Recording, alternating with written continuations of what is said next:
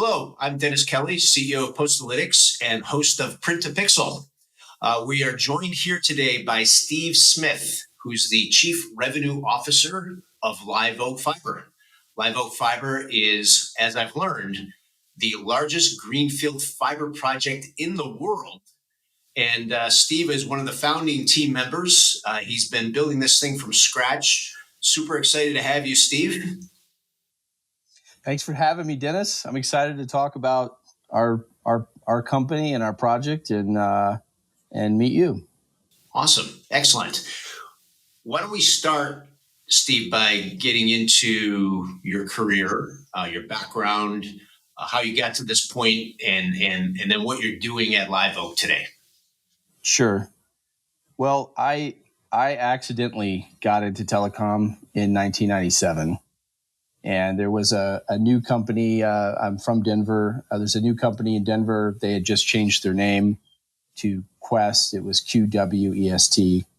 And I was the sixth guy in the wholesale group. So I just needed a job at the time, and I didn't know what any of this was, but I got lucky, and it was fate. And I ended up with the company, and we built. Over the course of 6 years working for Quest, we built thousands of miles of fiber. At that time, there was really three companies building fiber. There was Quest. We were building it on the rail lines, which was awesome. We had these custom rail cars that when you're building fiber, it's all about right away. So I called it the fiber. It was the era of the fiber barons. So we built fiber on railroads.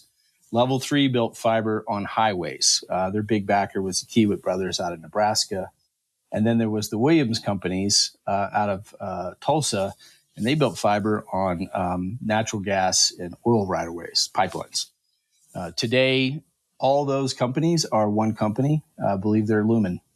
But back in the day, we were all racing to connect NFL cities. And once we connected an NFL city, then we would try to build the other cities, and then we would build within the city. So I had a lot of opportunities that I was afforded and really worked with some great people. So I ended up moving from Denver to Boston, and I moved up and ran wholesale for Quest in Boston. And if you know anything about telecom, and I picked Boston, if you know anything about telecom, why would you pick Boston? Because everybody's in New York. And I think I'd been there one time in my life, but I came home one day and told my wife we're moving to Boston. We did. And it was great. We built a lot of fiber, connected a lot of customers, and my career kind of just went from there. I ended up working, over the course of a career for a couple of my clients or customers. I've started a couple companies. I started a data storage company. At one point, my friend and I in Denver, I moved back to Denver. We did that. And then, ended up back in telecom pulls you back in, but I've always been in technology, but I've been in telecom for 25, almost 30 years now. And, prior to Live Oak, Jody Kraft is the other founder at Live Oak, and he and I had a consulting business, and we focused for 7 years on consulting with, operators around the U.S. They ranged from really small rural operators. We saw a really big need for small rural companies that they couldn't get the level of executive expertise that they needed, muscle in certain areas, technical, sales and marketing, operations.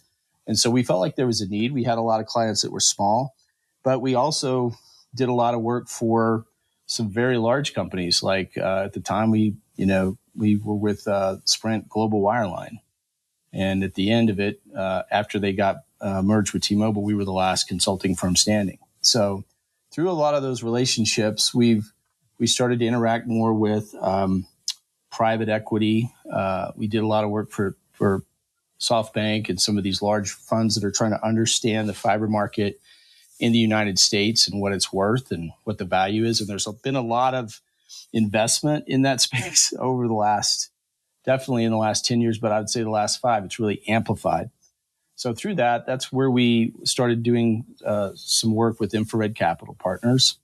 And they were an infrastructure fund out of New York and Europe. And they had a similar company in Europe, but they wanted an investment in the United States.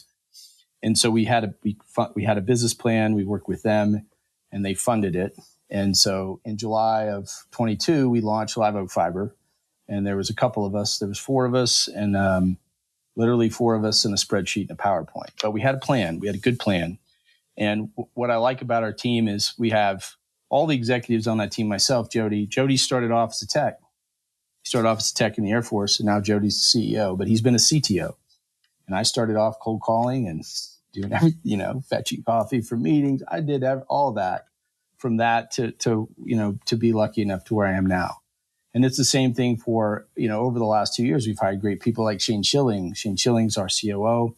Shane came in and same deal. Shane started at the bottom and, has worked his way up. Chris Bach is our CFO. Chris is, I think all CFOs at some point started banking and auditing. And, Chris has been fantastic. He's been a great ad for us to, raise some money. We raised a lot of money, I think, the last 24 months. And then we also got Jennifer Powers. She came to us through the Southeast. Jennifer's worked with a lot of companies that have done high scaling and rapid hiring. So it's been busy over the last 2 years, but we have got a great team. They've got a bias for action, and I think that's allowed us to be successful. It's allowed us to talk to other people and say, hey, we want to fund this. We want you guys to do more. So yeah, that's kind of how we got started. That's an amazing story. Incredible growth, and I guess recently bolstered by big new financing with JP Morgan. So congratulations. Thank you. Yes, we're very excited about JP Morgan, and what a great American institution. Wow. I mean, the gold standard. And I will tell this interesting story about JP Morgan. There is a connection to our markets. One of the areas that we serve is the Golden Isles of Georgia. That's Glynn County. And there's Brunswick, and then there's St. Simon Island and Jekyll Island. And, back around the turn of the century, JP Morgan and a number of, financiers from New York, they would go to Jekyll Island, and they established the Jekyll Island Club.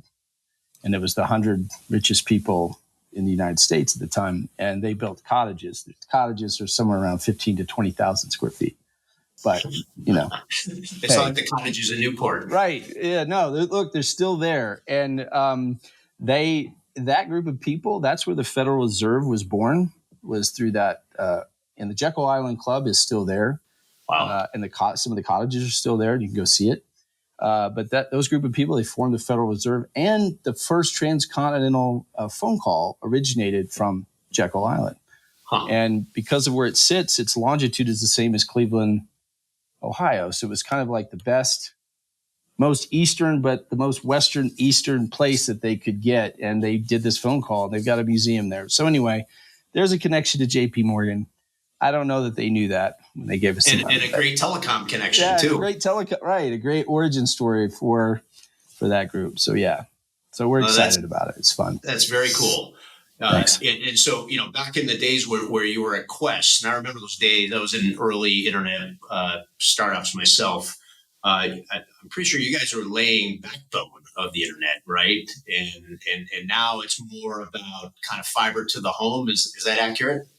No, I think you're right. I think it's a lot like a road infrastructure. So originally, I would say the long haul fiber is your interstate highway system, and then you start to build exits off the interstate fiber, and then you start to build secondary roads, and then you start to turn gravel roads into paved roads. And if you look at maps, I mean, you could even go back to the railroads where those connected infrastructures sit, that's where growth occurs. And today that growth is where the fiber. So you take that paved road and I use the analogy, you're connecting someone's home. The reality is you could put 100 gigs to someone's home should they have, a need for that. You could put 100 gigs to any of these locations. And I know there's some companies today, there was tests recently as a couple of years ago, they're running 400 gig, signals over fiber. And the great thing about it is it's extensible. So it has a long life. It's really limited to how many colors can you break up light. And that's just the boxes on the ends. So once you have that glass, the fiber to the home, then the capability for long-term, extensibility, like whatever services you want to put on that. You want to put VR. You want to put, Netflix decides they want to go to a 16K movie, whatever that looks like. Those decisions can be made, and the consumer can take advantage of all those applications because the foundational connectivity is there. The road is there, so to speak. Very cool. Yeah, it's exciting. And I think, that presents a good transition for us. And so in your role at Live Oak as Chief Revenue Officer, I think that marketing probably rolls up under you. Is that accurate? It does. Absolutely. Yeah. So, we've been talking a lot about tech, right? And so how do you and the marketing team at Live Oak kind of take those very technically focused things that you're building, right? And all the energy and everything and effort is very, very much around, right of ways and then building out very technical things. How do you translate that into things that make sense for your target audience? And maybe why don't we start with your target audience? Who are you trying to appeal to, and then how do you make that translation work? Well, in the areas that we serve, our target audience is every home and business that we pass. Whatever, if there's a building and there's a person or something in it, we have an offering for them. And what we find, and it's probably with any technology, if someone hasn't had it, there's a curve. So if haven't had it, you can't market speeds. You can't market things that they have no context for. You have to market to really how they're going to use it. And this would go with any, anything that you would sell or market and tell the story about. But it's really just kind of that simple. And so that's kind of how that's the ethos that we have going into it. But then you have these market conditions that, so for instance, most people in the United States have ordered something on Amazon, and that's the experience they have with online shopping.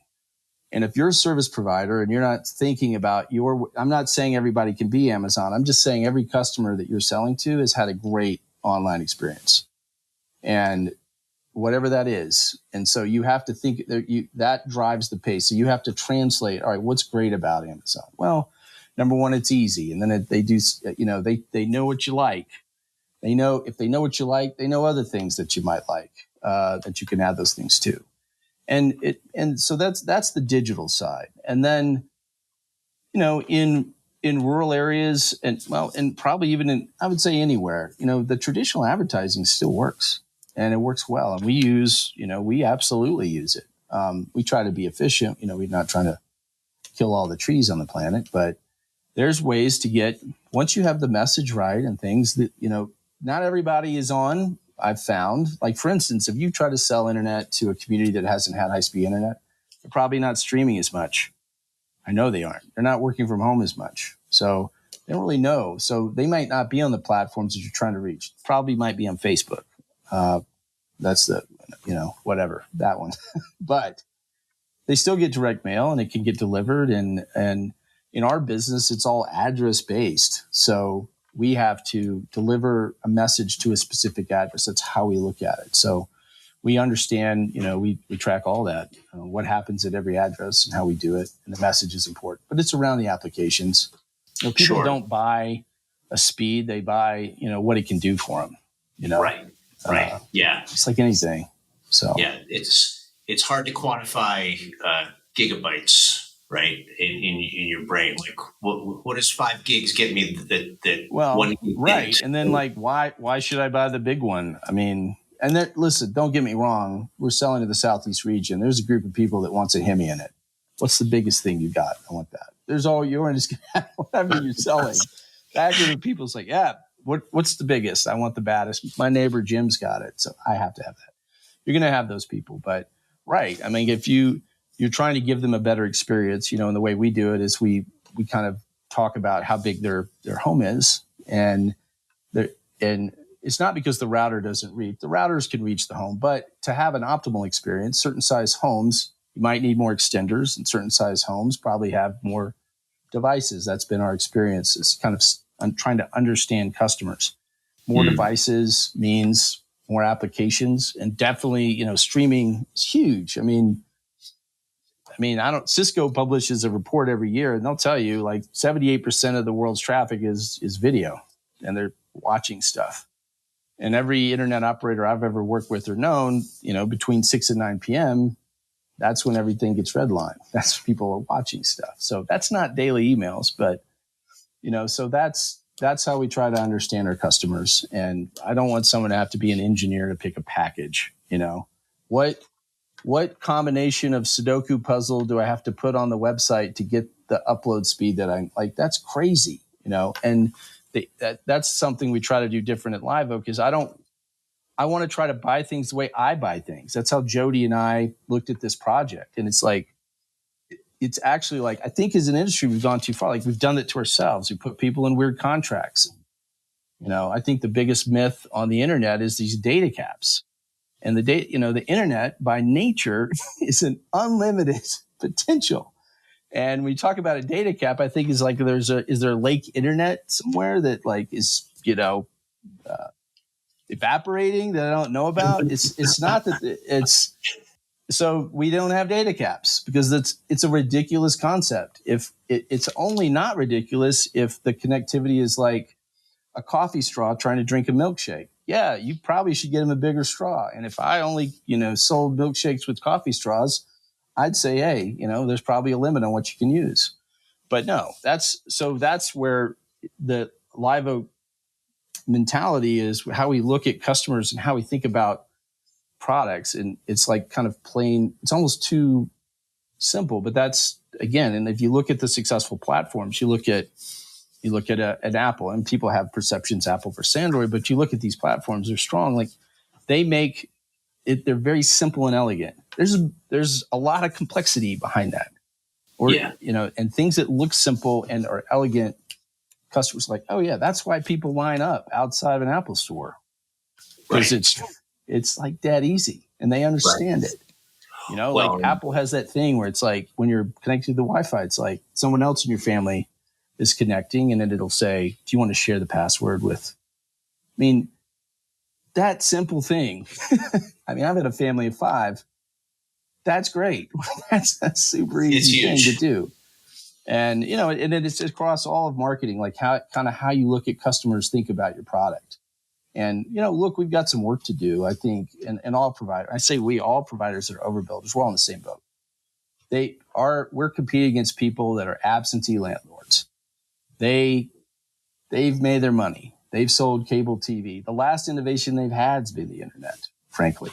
And so we have to overcome all these bad behaviors, these misconceptions about things. I should do this contract so in 24 months I can call a call center and wrangle somebody around and try to get the best deal. Stuff like that. There's a lot of operators like us will do price for life.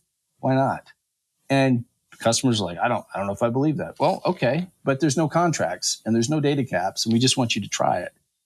And I would say that people that get connected to fiber have a phenomenal experience once they get it.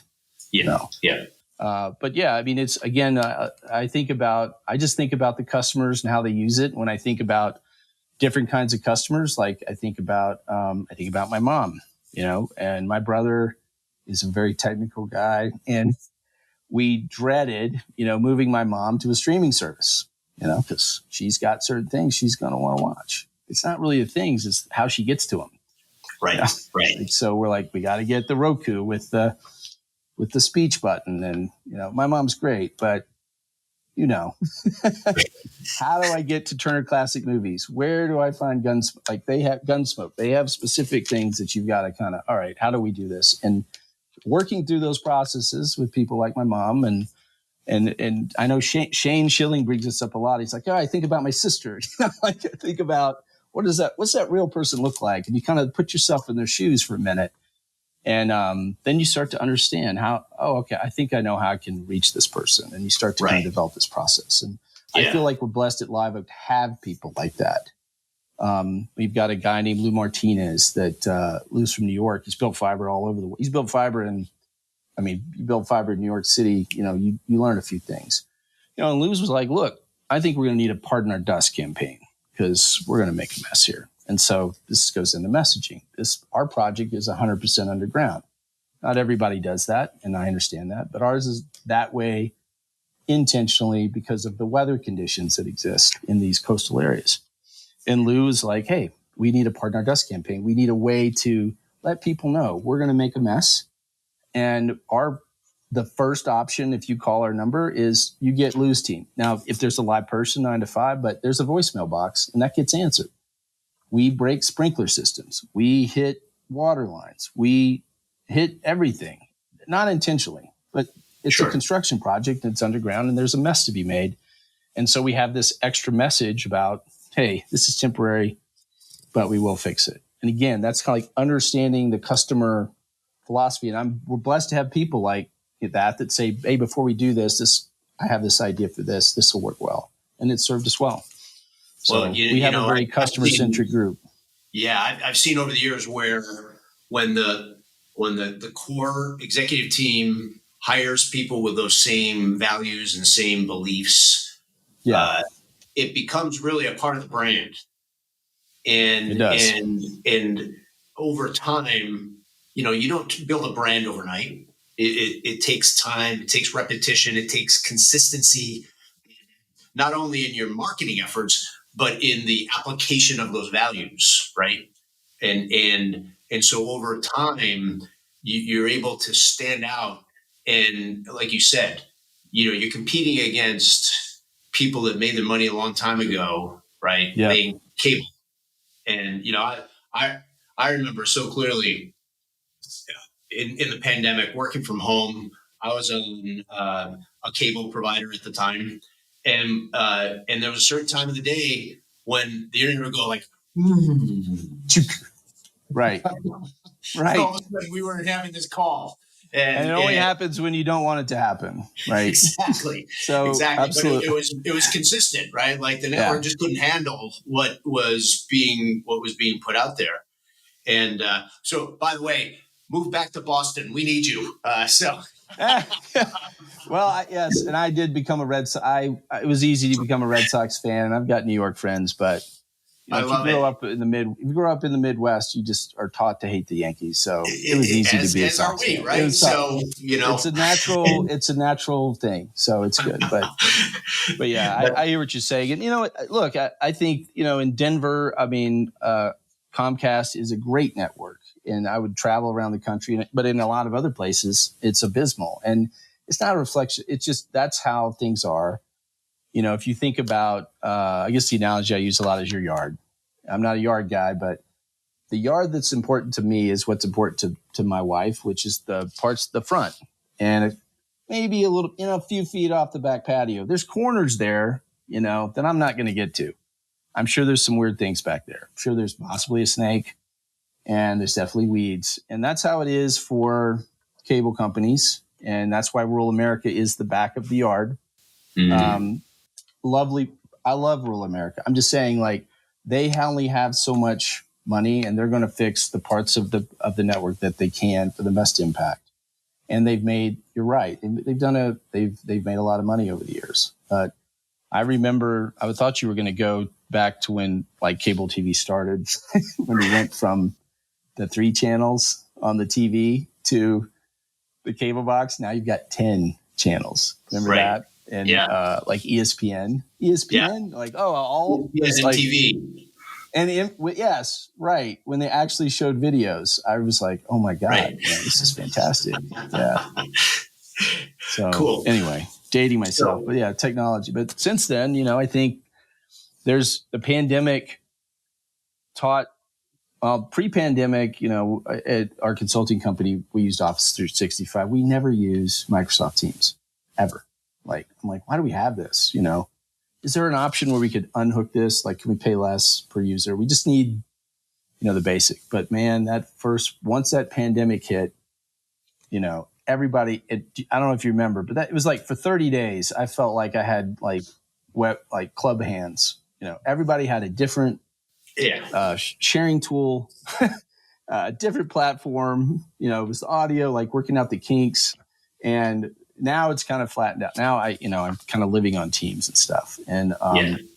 but people realized, and that also, I think, was a fundamental shift. That's one of the reasons we picked some of these markets, because people realized, there's probably 15% of Americans are working from home full time now. And there's probably 40% of Americans that are working at home in some capacity. And there's companies that were our clients, and there was other companies that said, hey, you can work from anywhere. That's true as long as the connectivity exists. Right. And so people want to go. We're blessed. We have great people do want to go to the areas that we're building. And a lot of people have been there. But the infrastructure doesn't support that sort of thing, but it will now.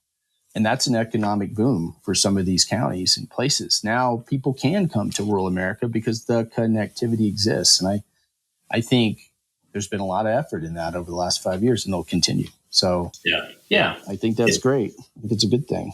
It is. Shifting a little bit more into, you do some direct mail. We do. You have business customers, you have homeowners, or residences you're selling to. Right. Sounds like a personalization opportunity. You talked about the size of the building, maybe as a way to kind of calculate messaging. Are you able to institute any of those kind of personalization concepts into your direct mail? And I'd be curious to see, how are you able to drive these messages to these unique ideal customers, right? Using an offline platform like direct mail. Yeah, it's a great question. I mean, look, I think the QR code, unknown, relatively. I take that back. There was a guy we worked with. Maybe he's listening to this. Eric Tammy. He worked with us when I was at General Telecom, and that was the first time I saw one.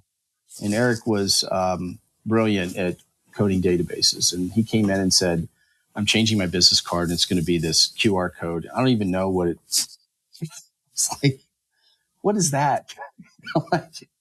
And then, that was the first time I ever saw it. And that was probably like 2007. And then fast forward to the pandemic, every restaurant, and still today, a lot of restaurants, that's like there's a lot of good things that came out of necessity. And a lot of restaurants like, hey, we don't have to print paper. We could just do this way. And then some did better than others, developing an online, mobile platform for guests and stuff.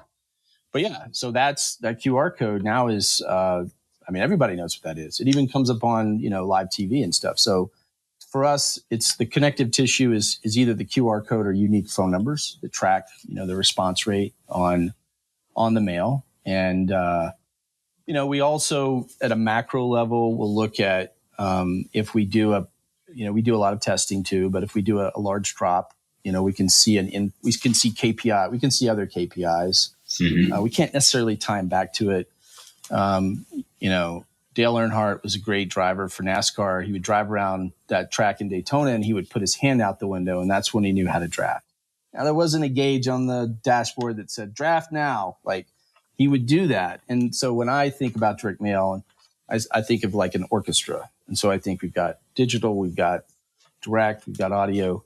And then I can put my hand out the window because we can see all these KPIs. We can see inbound phone calls go up. We can see sales go up. We can see scans on the QR codes. We can see those numbers hit. I'm like, okay, we've got it. So Very cool. We've got the kind of the right message. That's kind of how we do it. Yeah. We're definitely data driven. But look, the more data driven you are, you can end up boiling the ocean. So we're trying to get to those Moneyball stats that make the most sense. And we're not quite, it's a work in progress. But yeah, direct mail plays a big role in the marketing orchestra, in my opinion. It's very interesting, and guaranteed to be delivered. If done correctly, it gets read. You might have to do it a couple different times, but yeah, we've seen success off it, and I think there's stats that other companies have seen this too. Absolutely, right? There's been a pickup in direct mail. Yeah, so it's a thing. No question. And I like that analogy of the orchestra. there's a phrase a lot of people like to use, omni-channel marketing, right?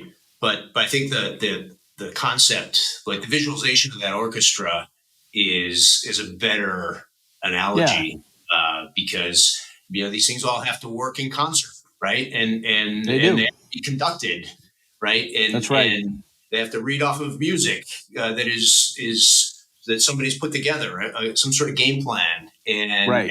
when they work together, it's beautiful. When they don't, it's pretty It's bad. very obvious. It's that junior high entry level band concert is what you get, and Yeah, you're like, we've wait, I all been paid to them. $100 for this seat. What's happening here? What is that guy doing with the symphony drums? That's weird. Yeah, all that. So One more direct mail question. What do sure. you see as the biggest pain point in your direct mail operation? Oh wow, that's a great question, Dennis. Uh, man, I it may not be specific just to direct mail, but when you think about a customer journey, I think at some point customers hear the music, but maybe Mhm. they respond to one thing versus the other, but they've heard all the music, you know. So it's hard to say, well, that person called specifically for this. And I know people want that answer, and I'm Mhm. sure we will get closer to that answer. But I think that's something we kind of strive for. I don't think one particular piece of the marketing orchestra is going to.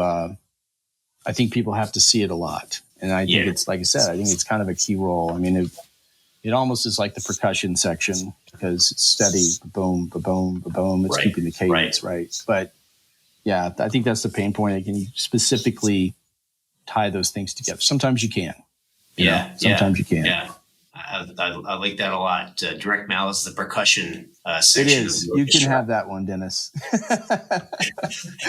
You That's can it. have that one. I'm going to use that, Steve, and I'm going to give you attribution as a part of One that. time, I think that's the rule. Is I get one credit once, and then it's yours. No problem.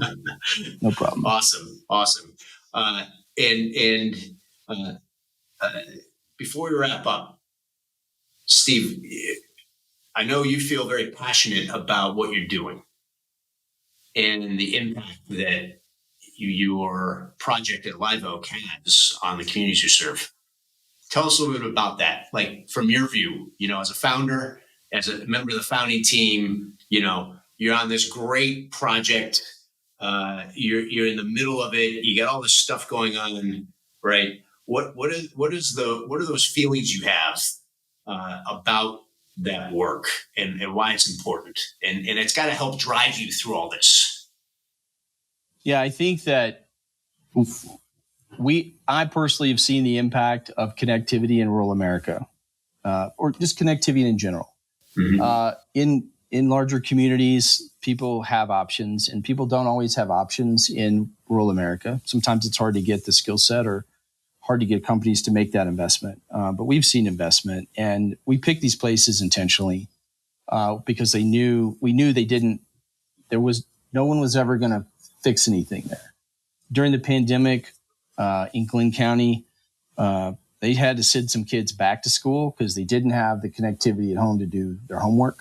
Mm-hmm. And for those that don't know, what that looks like is you drive to the McDonald's and your kid does his homework and then you upload it on the free Wi-Fi. But there's only a Wow. couple of McDonald's there, right? So, and then you're having to buy the nuggets and the milkshakes, and it's expensive. But that's a thing. We've had clients that we've got a lot of weather over the last 2 years. We've had a client that was, they posted on social. It's a pharmacy. I think it's Golden Isles Pharmacy over in Georgia. And they said, we're so happy our internet is up. The storm had come through and knocked a lot of people offline. He said, but, it would have been nice to have a day off, but Live Oak Fiber stayed up. So we stayed open. It was good like that. So that's what I've seen in the communities. I'll go back a little bit. One of the projects that Jody and I worked on, we were at Ritter Communications together. And one of the projects we worked on was a telehealth network. And at the time, the state of Arkansas was ranked, this was 2013, 2014. No, this was 2012. They were ranked 52nd in terms of stroke-related deaths. That's after Guam and Puerto Rico. Okay, so you can't finish lower than that. And the reason is because, stroke identification, you can have symptoms, but if you don't have a medical professional that understands those symptoms, it can deteriorate rather quickly. So their project was a telehealth network that would touch all 75 counties, and it would have, some counties would have more than others, but it would be this connected, and it was a kiosk. It was actually really cool. It was like a cart. It had a monitor, and it had all the connected tools on it. And so Jody and I spent a lot of time, and we won our little company at the time, Ritter, won, probably about 30-40% of those locations. And we connected them. And in the beginning, they, if you're in a rural area and you're like having at-risk pregnancy, or they started like stroke, stroke was the main driver. After that thing was operational, Arkansas moves to like in the top 10. Wow. And it's the University of Arkansas Medical Sciences. And it was a guy named Alan Finney. I think he's still there. But that program is the gold standard for telehealth in the United States. They were the first ones to get that rolled out to everybody. Now, not everybody used it pre-pandemic the way they should.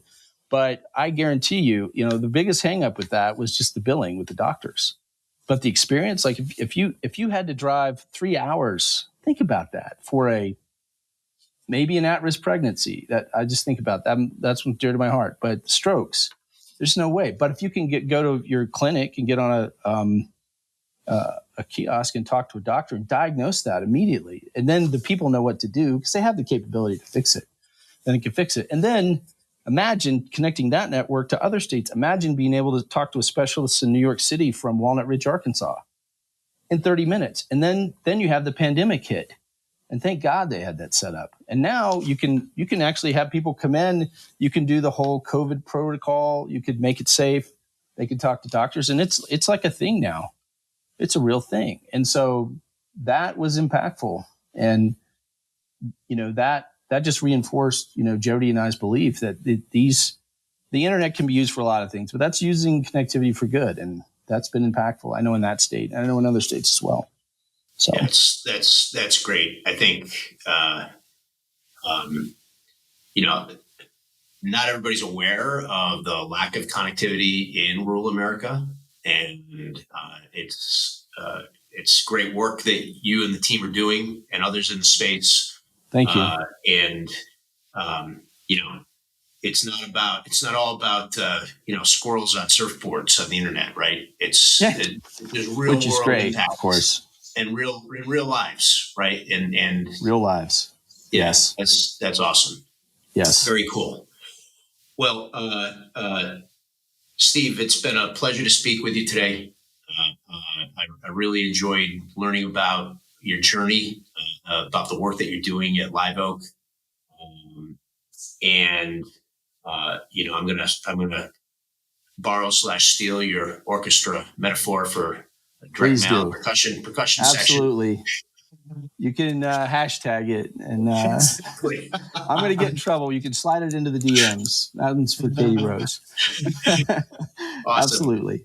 Well, really appreciate you coming on today, and we'll look forward to seeing the build out continue down in Georgia and Florida where you're working, and continued success. Thanks, Dennis. Thanks for having me on, and look forward to talking with you down the road. Excellent. Thanks so much. Bye-bye. Take care. Bye.